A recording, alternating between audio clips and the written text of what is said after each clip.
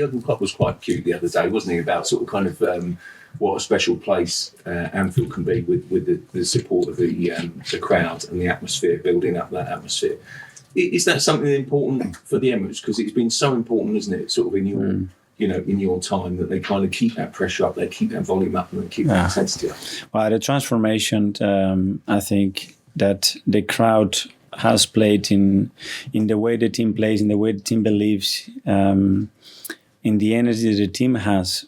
Once they get into that stadium, it's credit to them. They have transformed that, and the players love playing at the Emirates. They feel like it's a different ground where they used to play before. And I think it becomes really difficult for the opponent when we are able to generate that kind of atmosphere. And I'm sure that tomorrow is going to be a really powerful one. It's our last game again before the year ends. And I think that it's a big game, a big opportunity for us to show again how good we are together. Can I ask you one about Declan? Because against his former club, obviously, recently a few of us spoke to him on England duty, and he was talking about how he found it difficult to accept that he was a £100 million player. I mean, he wears it well, doesn't he? But he wears it in a sort of a humble way. But he also spoke about how much more he can improve, and there's still levels to get. That he feels that he's made an improvement under you. But where do you stand on both? Because he's incredibly good value, but also can he improve? Yeah, well, when they put you that price tag, you have to carry on that, and it's not easy. I think he's done it in a brilliant way, as you said. He's a really humble guy. The way he wants to learn, the way he takes positive criticism, I think it's really powerful, and I think he's got another levels to go. I think we are playing more as a deeper role now in the last few weeks, but as well playing as an 8, I think he can be an incredible player. He can be as a centre-back, sometimes stepping in if we need to, and he has shown as well that he's got an eye for goals, and when he's in the opponent's box, he's a real threat.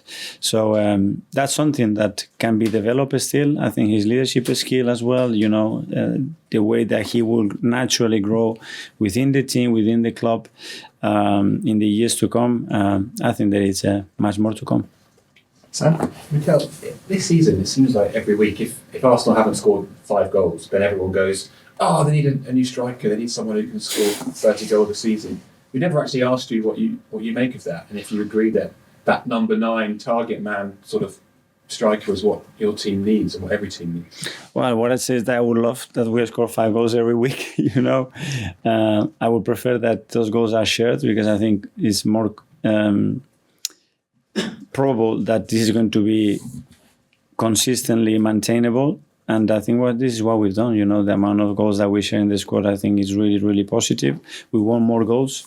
We want more goals from our strikers, that's for sure, and I think we've got them within the team. Because Liverpool obviously won the league with a front 3 that's shared, and Man City did the same, and then they got Haaland and it changed, and it seems like everyone's now changed their mind again, and the number 9's back in. But you're quite happy with the wingers providing more, or Gabby Jesus dropping in, for example? No, I am very happy. Would I like that Gabby, Eddie, Leo, they score 50 goals each? Yes, for sure. Every manager would want a player that can score 50 goals guarantees every season. But if you don't have it, means as well that they have other qualities that they empower the qualities of the players next to them, and that's really important as well. It's quite hard to find one who can score 50 goals. Yeah, but develop as well. I think there are players, and we have players that can score, and last year they did something that not many wingers or many attacking midfielders did in the league, and this is our job, to try to improve them and get the best out of them. I'm Mikel. Last Boxing Day, when you beat West Ham, Declan spoke to media post-match. He spoke really glowingly about your team, and then 7 months later he joins the club. Is that one of the biggest things about this transformation, that you're now at the top of players' wish list when they look at the best teams in Europe who they'd love to play for? Arsenal is now up there.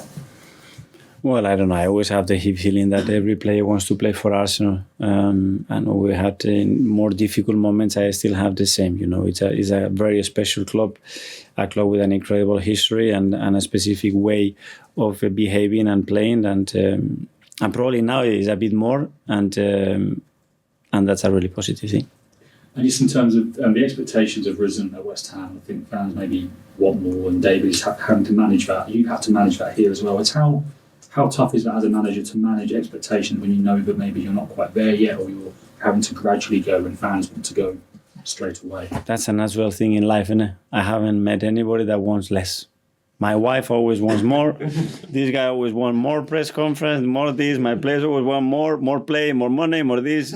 We always want more. Less is normal. So these are the positive expectations that we always want to be better and improve. How do you manage yourself? Because obviously you want more and more and more, but Yeah. you manage your own expectations. So it's hard.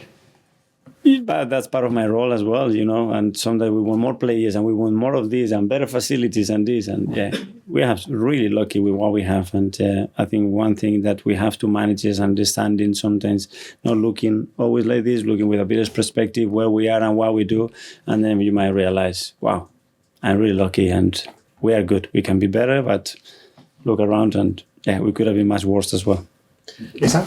Hi, Mikel. Hi. Before the Liverpool game, a lot was made about the atmosphere and how rocking it would be there. But your team seemed to handle it really well and didn't seem to be fazed by all the noise going around in the stadium, outside and whatever else. Do you think it just shows the mental fortitude your team has got, and going into the new year, does it just show that your team is here ready and mentally there to take on the challenge for the rest of the season?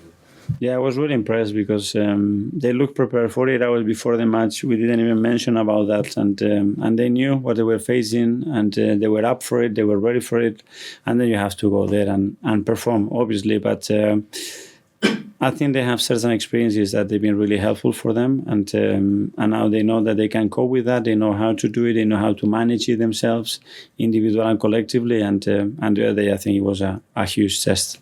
Could these experiences maybe be the thing that might get Arsenal over the line by the end of the season by being able to play in front of these hostile kind of? Yeah, it's another factor for sure. That and in Europe as well, we're gonna play in Europe wherever you go, and it's going to be a really hostile and demanding atmosphere. And you have to stand up and be present and be at your best on the day. And I think that's what we did at Anfield. With Martinelli, a lot's been made of his the lack of goals compared to last season, but in defence in the tracking back, how impressed have you been with that part of his game? I recall one of the home games a couple of weeks ago where he ran back on the widest chase when he goes and takes that tackle and brings it back. What have you made of that part of his game? That when other aspects they don't go, you still love defending and doing what you have to do for the team, and the other things are going to come for sure. And he's generating a lot of situations for the team, and that will come hopefully tomorrow.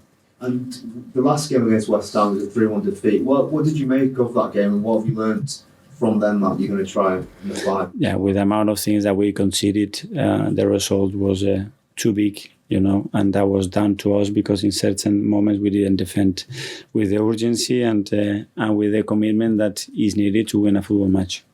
And finally, we go to Art.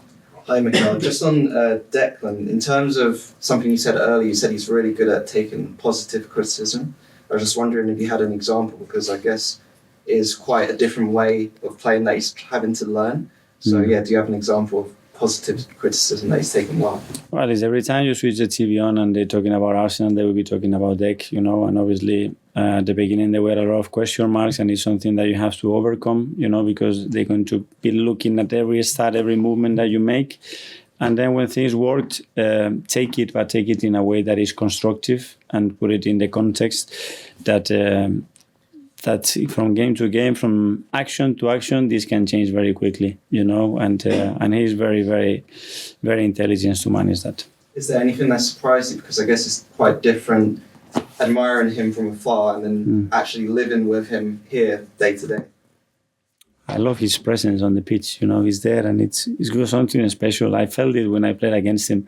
That's why I was mad to sign him, because you get that feeling about players, and I wanted him to be part of our team. And one on, you said Kai is obviously suspended for tomorrow. I was just wondering with Emile, a few weeks ago you said that I guess his rehab, he'd done it in a way you hadn't seen before.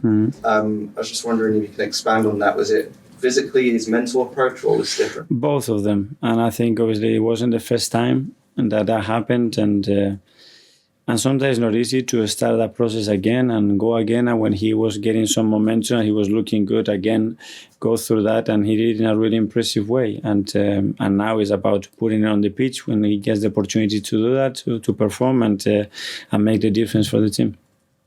Yeah.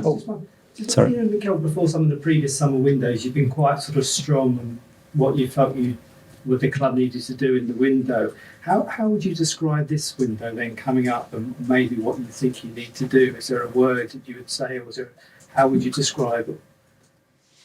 Well, be very prepared and act as quick as the moment appears. And if there is a moment when something is available for us to make it stronger, do it. And then as well, be very cautious, keeping the players that we need as well to maintain the long run that we still have ahead of us. Okay, guys, Thank you. Yeah.